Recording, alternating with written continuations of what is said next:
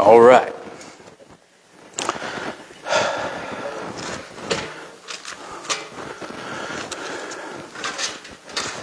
Okay. This question has come up. It's come up in times past. It's been a few years since I've talked about it, but some are struggling with this, some what I would call newbies. And when I was a newbie, I struggled with it. Should Christians celebrate Christmas?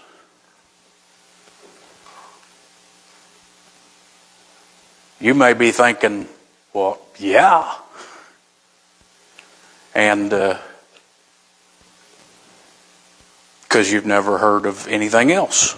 And when I would like to just talk about my experience, my journey with this question some time ago. It was brought to my attention early on in my ministry. I call it my ministry just when I started doing anything for God. That Christmas had shades of paganism all over it, and I came real close to boycotting it. Voices were all around me saying Jesus couldn't have been born in December because shepherds would not be abiding in the fields at night when it was cold. And well, that got me to thinking. And then I found out the sun god, Mithra, was born on December 25th, and supposedly on the winter solstice. So Jesus wouldn't have his birthday then. And then I'd hear the voices. This is just like all the other pagan stuff that the Catholic Church has put on the religious system, and mingled in with Christianity. And the voices, and good voices, they were just trying to do right. And you should speak out against it, they'd say. Boy, I was tempted to throw it out at one point. You know me, if something don't jive with the Bible, I'm the first to say something about it. And I've learned from that, from making some mistakes, that I don't throw the baby out with the bathwater. I take time and diligently study things. I really do. I'm not satisfied until I know. I don't leave question marks anymore. Even if I'm wrong, I'm settled in my mind, if that makes any sense. And so I was tempted to throw it out. But and I still would throw out Santa and the Easter Bunny, that kind of stuff, because that does steal God's thunder. I want my kids to know what Christmas is about. But I don't get on anybody else that would still do that. That's their business. This is very important to some people right now. They're really struggling with this, whether they should be celebrating Christmas.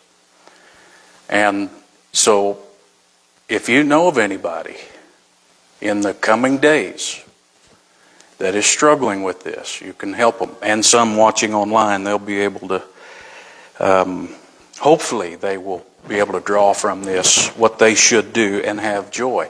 Because that's my goal in this. I'm not doing this to try to prove somebody wrong that believes differently. That's not my goal. At one point in my life, that was my goal. I'll just be honest. The pride of man. That's why so many people will never get right. Even if they're shown the truth, they don't ever want to admit that they were wrong in the first place. They've spent all this time standing on this pedestal, and then they're going to stand there until the day they die, right or wrong, because of pride. And if I was that way, and I was before, but through life and being the experiences that I've had have shown me that you don't win people to Christ that way.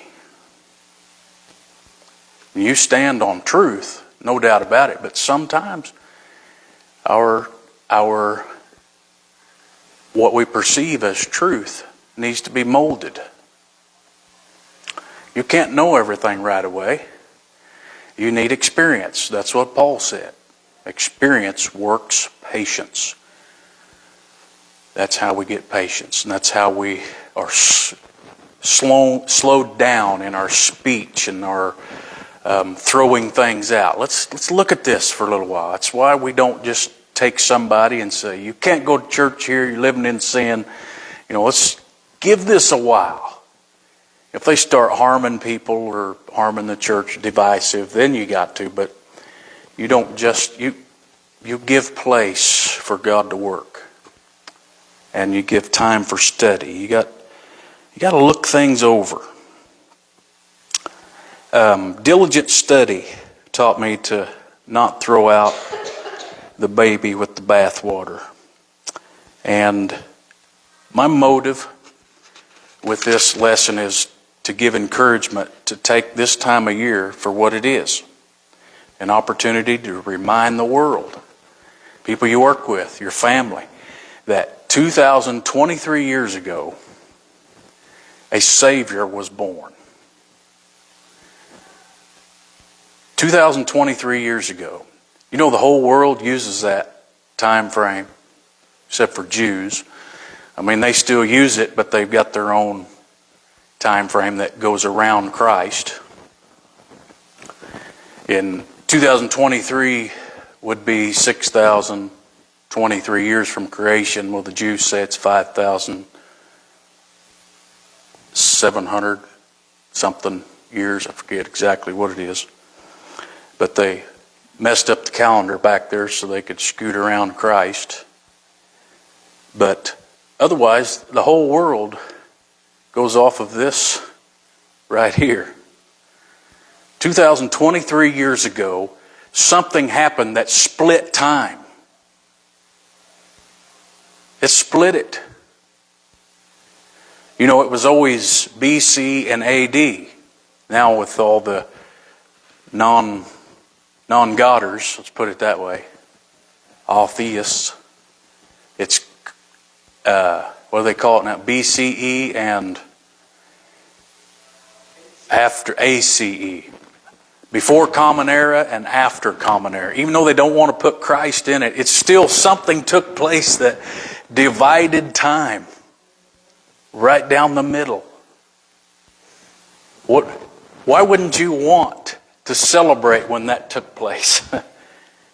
Why wouldn't you want to find when that took place and make that a remembrance time for everyone? A time when you don't have to have an excuse to talk about it right now. You walk into any store and there'll be somebody out there ringing a bell. Maybe somebody that don't believe like you do, but there's a reason for joy this time of year. You see, joy is in the air. And we can suck that right out of a situation if we're not careful. And so hopefully, this is my desire with this, to give you all the confidence in the world that this is what took place. Whether you believe it was on December 25th or not, it needs to be honored. It needs to be remembered. If they know what year it is, 2023, I think the forefathers would know when he was born. I really do. I want you to have confidence that Christmas Day was written into creation because God loves to paint pictures in nature. You've heard me talk about the pictures that he painted all through the Genesis account. Everything that took place in the first 7 days echoes through this. It's still happening to this day. Pictures, types, and shadows of what he began in the first 6 days of creation, and the seventh when he rested. We're here tonight under the banner of Jesus Christ because of that Sabbath day. He is our Sabbath. We rest in him. That's still taking place. We have entered into that rest. The same that God, He rested from all His works. When we find Jesus, I don't have to work my way into heaven. I can. His work is what I can rest in.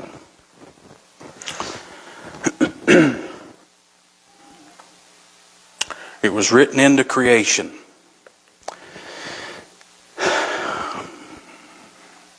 There was a time when I couldn't fully experience Christmas, when this was all a question in my mind, until I settled it in my conscience.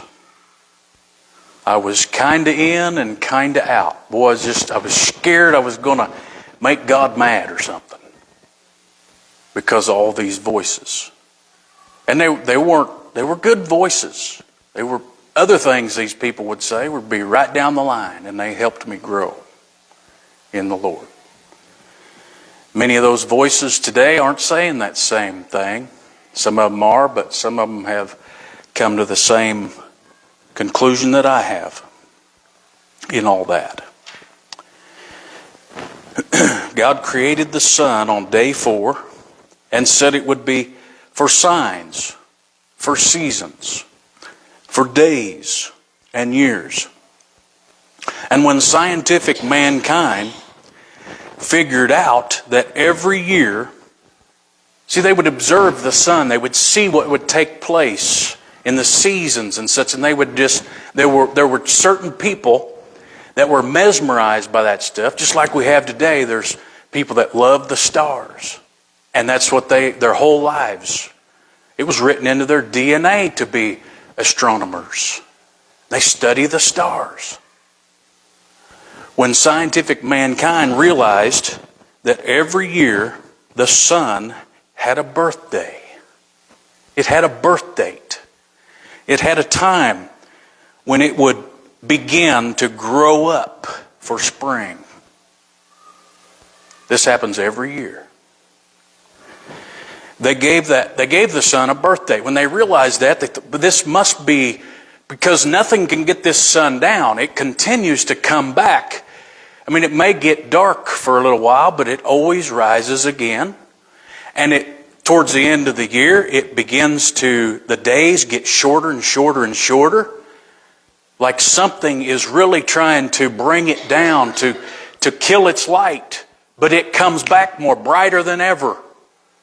One day later, after the shortest day, it starts growing again. And days longer, days longer, days longer. So they set a date for when that took place, and they started worshiping the sun. And they gave it many different names over the years. And you know when that takes place, right? From December 21st to the 30th.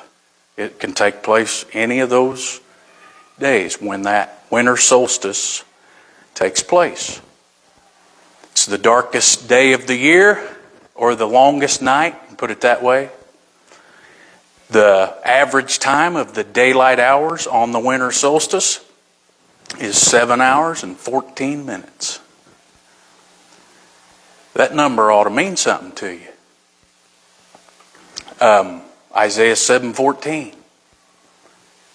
A virgin shall conceive and bear a son, and call his name Emmanuel. It's Jesus, but Emmanuel means what? God with us. That sun was put into creation. And yes, Mithra and Apollo and so many different names were given to the sun god because of its continuance. Nothing could ever overtake it, you see. And so all the talk that you hear when people say that was a sun god's birthday, so what? It's because they figured that out at that time. But God had a plan from the beginning to have the real sun the real light of the world. The sun is a picture of Christ. Everything about it is a picture of Him. And so if the sun, if they figured out all this before there was ever any Bible written, before there was any written law, they figured out the sun had a birthday, and that's what they called it. That was its birthday, the day that it was born. And then we have a Son of God that's born on that day. To me, that just clicks. Everything else that wants to be thrown at me to thwart that idea, it's hard to even consider it since I've learned this stuff. Before I learned this, it was very convincing. Because it was pagan. Nobody wants to be pagan. If you're a Christian, you don't want to dabble in the... You've heard me talk about the TV shows that try to depict Christ and they change the Bible, and I don't like it at all. But this, you have to look these things over. You can't have that same attitude about everything. You have to look things through. You have to really study it out. But God put that into creation. Look at Malachi chapter 4 with me, and chapter 2, verse 2. Malachi chapter 4.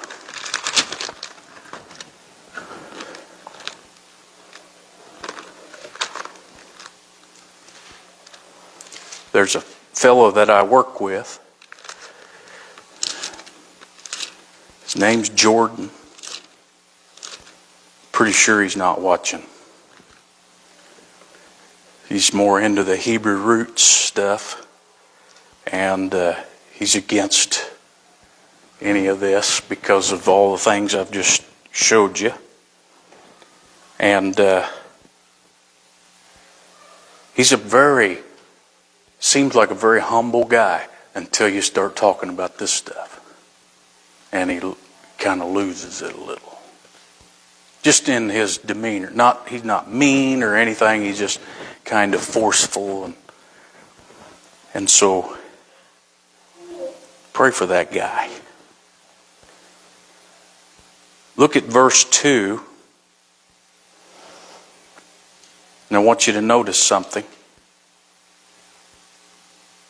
Talking about in the day when Jesus would come to His people that would reject Him. Talking about all the people that would reject Him before this, last 3 chapters. And then verse 2, he says, "But unto you that fear my name shall the Son of Righteousness arise with healing in His wings." Do you see how Son is written there? Capital S. Unless you got a new Bible version, you won't see that. It messes that all up. Still a good truth there. Still a good truth. The sun, even the physical sun, has healing in its rays. You know how doctors will even say you need to get some vitamin D.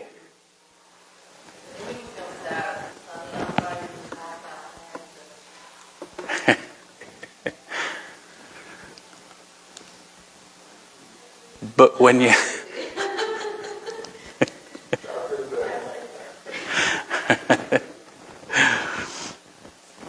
But there's so much more being said there. The capital S-U-N. You know what they're saying? The Son of Righteousness shall arise with healing in His wings. This is talking about His birth, talking about His ministry, talking about His death, burial, and resurrection. It's all there. And it says S-U-N. Well, you can watch that thing and you can learn some things about Christ. One day I figured out what the rapture is going to be like by thinking about the sun. The Bible talks about the old man falling away and the new man coming forth. 1 Peter chapter 1 says, when the sun rises in its strength, the grass withereth and the flower thereof falleth away. So too the glory of man. See, when Jesus Christ arises in the east, our sin nature is going to fall away behind it. We have a picture of it every day. If you go out there in the sun, what falls away behind you? Your shadow, blackness, falls to the ground. Everything you go through on a daily will teach you the Bible. Be observant. Now, I think that's neat. It blows me away what God has done for us. We won't even look for it a lot of times. We listen to all the voices. And then we're going through this. Am I doing wrong? Am I doing bad? Is God mad at me? Should I be doing this? It's all around us. God put it into creation. Same thing with Easter. People have a problem with Easter. It's the goddess Ishtar. The two words are not related. I fell into that trap too. Easter means sunrise. Sunrise. Still on this same